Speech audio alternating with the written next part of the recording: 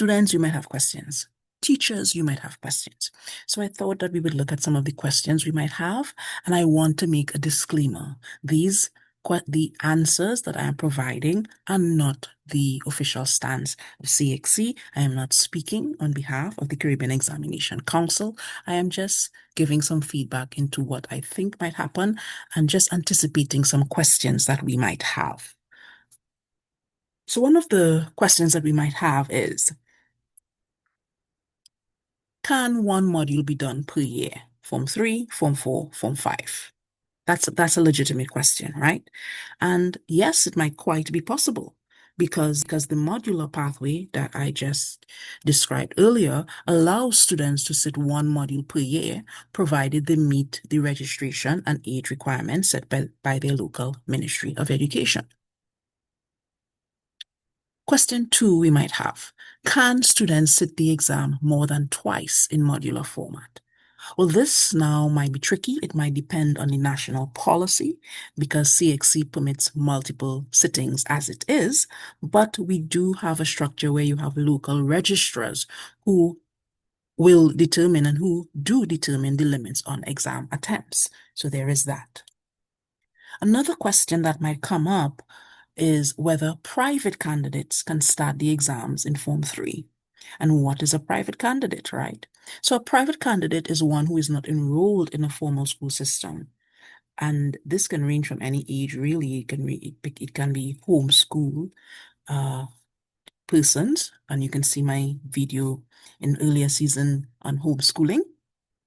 And it can be people who are self-taught or tutored externally, right? And these can be adults. So private candidates very possibly can begin in Form 3 if they are permitted by their country's registrar. So a lot of this syllabus will, and the way that it, in terms of the rules and what is allowed, will really be dependent on what the local registrars say in the individual countries. So what are they saying in Trinidad and Tobago? What are they saying in Jamaica, Barbados, right? Grenada, Guyana, those countries. Cayman Islands, okay? Another question we might have is whether a student can do English B modular and English A linear. That's a very good question. And yes, that very much might just be very much possible to do an English B modular and an English A linear, or even vice versa, an English A modular and an English B linear. So because the way that it's set up, it seems that students may choose the modular for one subject and the linear for another, as long as they meet the registration criteria, because as it stands, CXC has registration criteria. Let's ask another question might be, will the modular approach again be available to private candidates? And we kind of covered that because, yeah, CXC confirmed that modular exams will be available to private candidates with paper 3.2 replacing the SBA, and that's in existence now, right? There's a paper 3.2 that replaces the SBA when private candidates, or which private candidates here might mean an adult or not, they do that paper. So in terms of questions surrounding the SBA and the paper 3.2 clarifications, we might want to ask, and many educators out there, many students out there might ask, can students start SBAs in Form 3? So yes, you might begin SBA preparation in Form 3. It's very, unique and novel for some schools to be doing it that way. Because there might be questions of whether students will have the necessary skills to be prepared for the exam. But submission timelines obviously will have to align with the module that they are sitting. And what about the question of how will teachers arrange SBA groups if the modules vary, right? It's something that will nag at many teachers. So one possible solution to that is you can group students based on the intended module sitting dates, because CXC encourages flexible grouping as it stands and documentation of individual contributions, because when you upload your SBAs and the ORS, there is room for that. So that might be something to consider. What about private candidates writing paper 3.2 each time they sit a module? Will they have to do that? Will the private candidates have to write paper 3-2 every time they sit a module? Yes, I believe so. Again, this is a disclaimer. I am not representing CXC. I'm just looking at what was presented, which is the syllabus, and then kind of postulate and what might occur. So yes, each module might require its own paper 3-2 submission unless the SBA score is being reused. In that case, maybe you had an SBA in Form 5, but then you had to resit and you come back as a private candidate. Maybe that might be allowed. Let's think about the question of whether a Form 3 student can take the modular exam as a private candidate and do a paper 3-2. Because typically we may have our exam classes, which is our Form 4 and our Form 5s, doing, trying to do the January exam as a private candidate and having to do that 3-2 paper, which might present issues for students and teachers alike in terms of we would have been doing a 2-year or a year-long SB, and this format might be a bit strange for students to do the 3-2, but it's testing the same skill. So if you're Form 3 students and you're taking the modular exam as a private candidate, you may indeed have to do a paper 3-2 if it is, again, permitted by a national registrar, because the paper 3-2 is an alternative to the SB for private candidates, for people who didn't know that. What about if the SBA required, whether the SBA is required even if sitting one module? So we might have the question as educators in terms of, is a full SBA required even if sitting one module? And the answer is going to be yes, because the SBA then must reflect the full investigative process, regardless of how many modules are sat, right? Another question, are detailed oral presentations now required instead of just the plan? Now, if you may not know, of course, in the video that you will check out in terms of the SBA and what that entails and then what changes, there is an oral component that teachers must send up the mark to CXC for.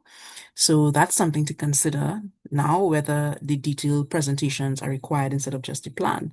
And yes, so as it exists, students usually do the oral presentations internally with their teachers and they give a plan.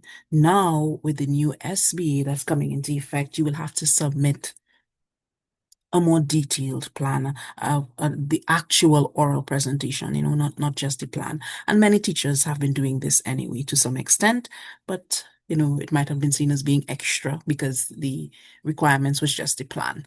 But better to be safe than sorry in this case. You're going to be safe and factual where the actual oral presentation is required.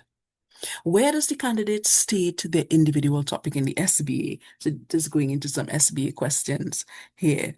Well, apart from the cover page, the topic should be clearly stated in the plan of investigation and reflected throughout the portfolio. So this will be clearer to you when you see my video on the SBA. And of course, you may have conducted your SBA already. You're a teacher who have already done it. So you have a good idea of what I'm speaking about here in terms of, besides the cover page, your topic could be in the plan of investigation, and then you will see it coming about throughout your portfolio because you want to always relate things to the topic that you are doing. Another question we might have is, does CSEC, the Caribbean Secondary Examination Council, secondary examination, differentiate between an artifact and a source? Right? So this is really SBA content that I'm going into, and it will come up again in that SBA tutorial video that I'm going to do. But yes, an artifact is a primary item that's used in the investigation, right? So you might use a blog post, you might use an excerpt from a story, but the source is what is going to support the analysis. So that is going to be your scholarly article, for example. Now, typically, CXC recommends groupings of 6. So let's say we have a group of 6. One question we might have is, do students submit different sources, or are they going to submit the same source? So each student must submit individual sources. And if you are an educator who is conducting the SBA, and then you know that this has been so. And that source really supports their unique topic, even within a shared group theme, right? So this answer might actually help the new teachers, somebody who's new to doing the SBA. So another question then, if we're looking at the SBAs, should all group members have the same expected benefits in the plan of investigation? So this is a component of the plan of investigation that the students are expected to answer, which is basically the expected benefits. And all group members do not have to have the same expected benefits. The group may share a theme, but the expected benefit should really reflect each student's personal learning goals. So let's take some questions in terms of the content and the assessment details with this new syllabus. So how much weighting is given to spelling and grammar, right? So obviously it's an English exam, and more importantly, it is an English language exam. So spelling and grammar remain very important, especially in informative and persuasive discourse. However, the emphasis now with the new syllabus is placed more on clarity and tone and the audience awareness. Now, in terms of grammar and spelling, right, we may be questioning whether grammar and spelling will be omitted in paper 1 due to the visual stimuli that is now going to be appearing there. Well, of course not. Again, it is a English exam, so grammar and spelling are still going to be assessed. The visual stimuli will just enhance the comprehension, but they will not replace the language mechanics, right? We don't see that happening. Again, this is a disclaimer. I am not a representative of CXE in this way. I do not speak for CXE. I am not taking any official stance of CXE. They will clarify things as they come along, but these are just my, as I said, thoughts on questions we might have and what might possibly happen. So you might want to know what new formats are tested because it's a new syllabus. It's a new exam. So yeah, we do have new formats that are being tested. We saw the inclusion of blogs. We saw the inclusion of articles. So yes, students may be asked to analyze or maybe even produce blogs, infographics, emails, social media posts, advertisement, things like that. And then we might be questioning whether students are listing subtopics in the plan of investigation. So are individual reasons then required if they are listing those subtopics in the plan of investigation? Well, yes, subtopics should be listed, which we currently do anyway.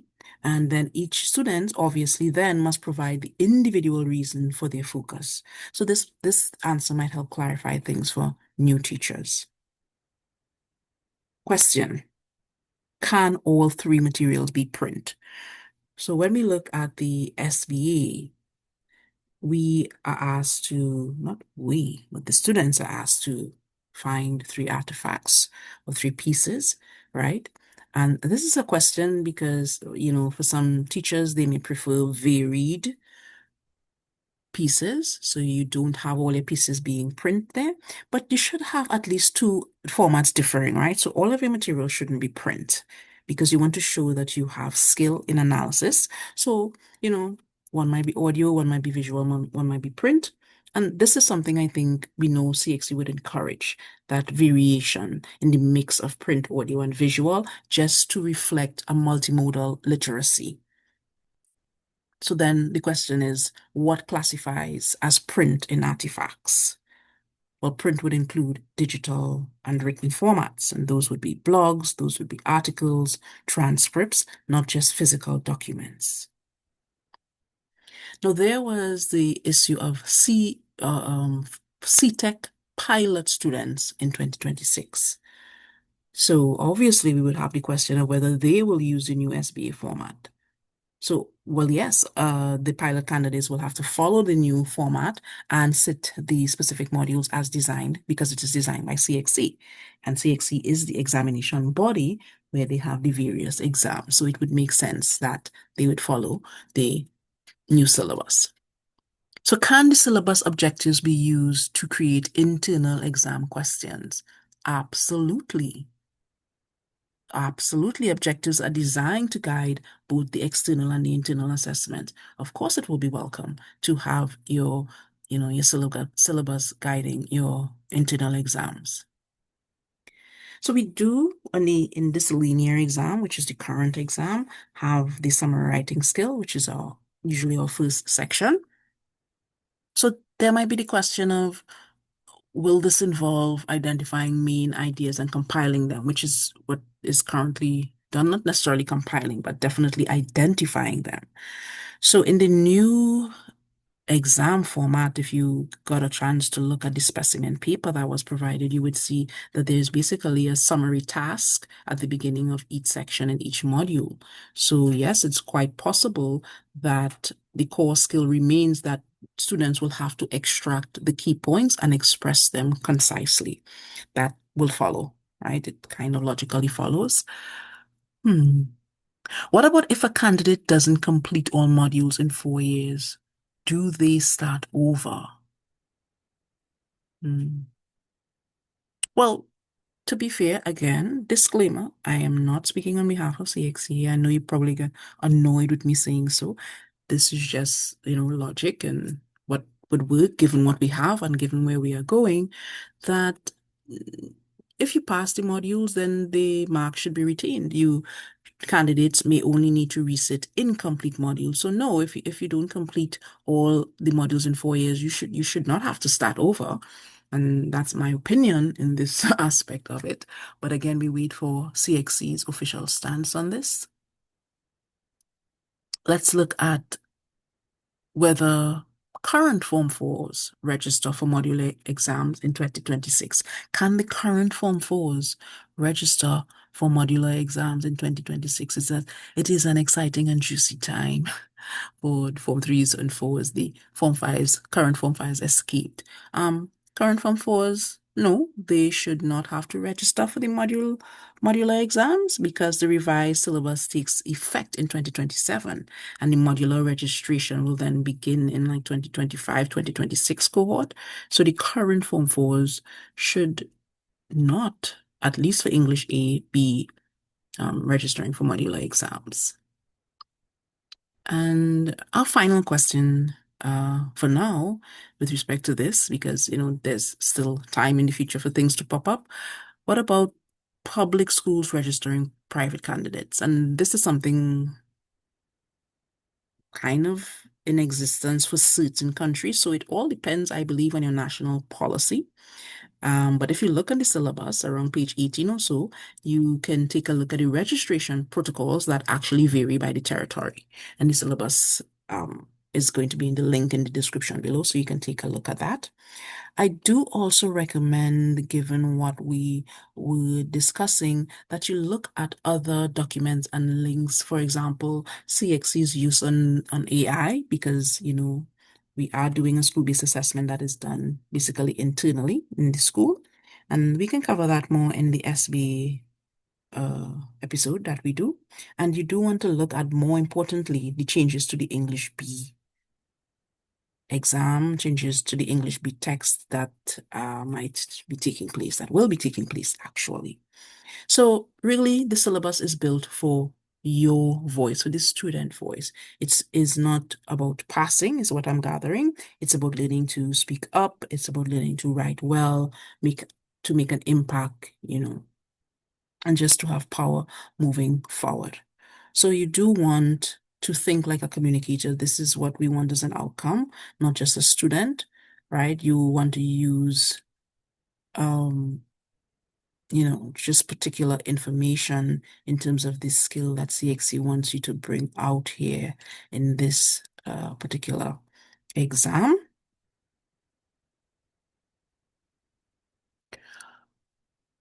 So basically, if you don't complete all modules in 4 years, you do not start over. You just resit the ones you missed.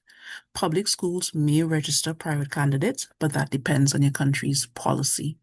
The modular pathway officially begins with the 2025-2026 cohort. So the current Form 4s won't That means the current Form 4s will not register for the modules in the 2026. And the CTEC pilot students sitting exams in 2026 will follow the new SBA format and sit the specific modules. So the syllabus is designed, as I said, to reflect how we communicate in the real world, digitally, creatively, and with purpose. So if you're an educator, if you're a mentor, if you're a student preparing for this transition, right, you can remember that you empower minds and you ignite curiosity. You have been listening to Lana the Educator. Stay tuned for more episodes where we break down the SBA process and the English B exam. Until next time, just keep learning, keep growing, keep using your voice. You empower minds and you ignite curiosity.